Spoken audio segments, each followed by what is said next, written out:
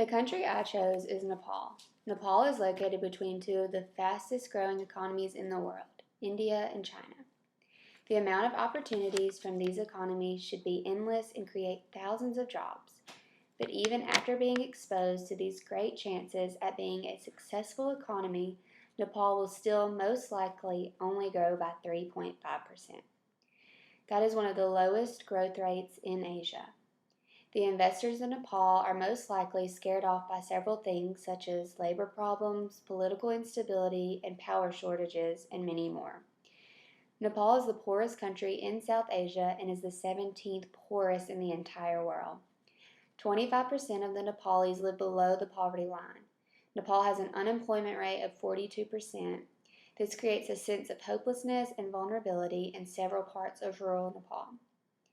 Half of the population is under the age of 35. Every single year, 300,000 of these young people look for jobs. The majority either head off abroad to do unskilled labor or join in as part of the unproductive workforce. Along with some of these difficulties, Nepal faces several more. For instance, per capita income is very low, unit productivity of land and labor is low as well. Surya Nepal, which is one of the few companies that remains competitive in Nepal's garment sector, has shut down. This caused more than 2,000 people, which were mainly women, to lose their jobs. This setback Nepal's economic development and decreased their chances of convincing foreign investors that Nepal is open for business.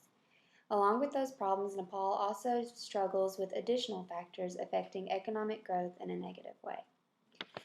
Part of Nepal's economy is based on forest products and export-oriented agriculture. Since the internal market is so small and underdeveloped, even the modest scale of production in the country would require external markets in order to make any progress.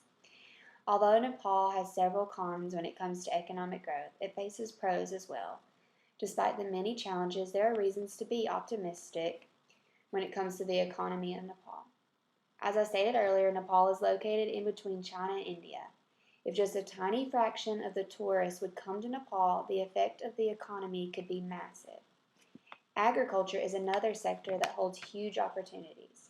With having a rational seed policy, contract farming, and efficient fertilizer, with the right policy in place, these productions could really take off. Where most youth have trouble finding jobs in Nepal, those facts are beginning to change for the better. USAID is making a great difference in Nepal's economy. USAID's economic growth activities are aiming to increase the income generating potential of the poorest of the poor and expand job access to young people. More than 80% of those graduate from USAID's training program. Those who graduated now either have jobs or are self-employed with average monthly incomes of 4,400 Nepali rupees. While Nepal's energy dependence once failed, it is now rebalanced thanks to the inflow of remittances from abroad. Nepal's financial market fully opened in 2010. The FSS allows more stable sources of funds. It also helps countries build more efficient financial systems while introducing international practices and standards. One of the positive effects of opening the FSS can have on the economy is the possibility of emerging as a financial center facilitating both India and China. If Nepal opens to the two, so many doors can open for Nepal when it comes to its economic growth. So yes, Nepal has reasons to make us believe it cannot thrive, but there are also a large amount of reasons to give us hope. Nepal has great potential for economic development, despite it being landlocked and vulnerable to weather-related tragedies.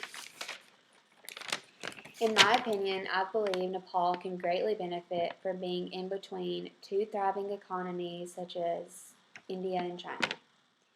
They can create great opportunities for export while strengthening the connectivity with these markets through air and road network. I also believe hydropower and tourism could really help expand the growth of Nepal. Large-scale hydropower projects could potentially help the country cross the poverty line and maybe even push the country's economic growth. I truly believe Nepal has so much potential to have a great economy in the future.